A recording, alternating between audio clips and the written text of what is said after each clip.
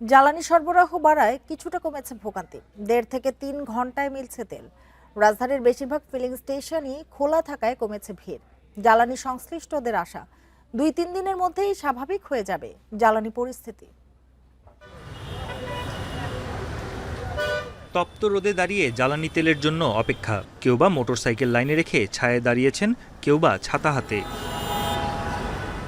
গত সপ্তাহেও জ্বালানি পেতে অপেক্ষা করতে হয়েছে 8 থেকে 16 ঘন্টা পর্যন্ত। তবে এখন ভোগান্তি কিছুটা কমেছে। মোটরসাইকেলে 1.5 থেকে 3 ঘন্টার মধ্যেই মিলছে জ্বালানি। এতে তুষ্ট না হলেও কিছুটা লাঘব হয়েছে ভোগান্তি। আজকে প্রায় 2 ঘন্টা লাগছে, একটু কম সময় লাগছে আর কি। তবে তারপরেও আমাদের একটু ভোগান্তি। আগে টাইম লাগতো বেশি আর কি, 5 ঘন্টা 6 ঘন্টা লাগে। আমি তো 1 মাসেও আসিনি, আজকে একেবারে চলার কোনো কায়দা নেই, এই জন্য আসছি। সব পাম্পে যদি সরবরাহ করে তাহলে আমার মনে হয় এই ক্রাইসিসটা তো থাকবে না। শাহবাগের মেঘনা ফিলিং স্টেশনের গাড়ির লাইন ঠেকেছে কাটাবন পর্যন্ত। তবে 3 থেকে 6 ঘন্টার অপেক্ষায় তেল নিতে পারছেন ক্রেতারা। ডিপো থেকে জ্বালানি সরবরাহ বেড়েছে বলেও জানাচ্ছে ফিলিং স্টেশনের কর্তৃপক্ষ। গাড়ির সিরিয়াল তো আর কমতেছে না।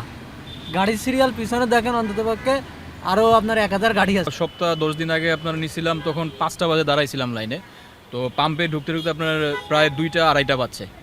সেই অনুযায়ী একটু টাইমিংটা কমছে আর কি। ডিপো থেকে তেল সরবরাহ স্বাভাবিক হয়ে গেছে।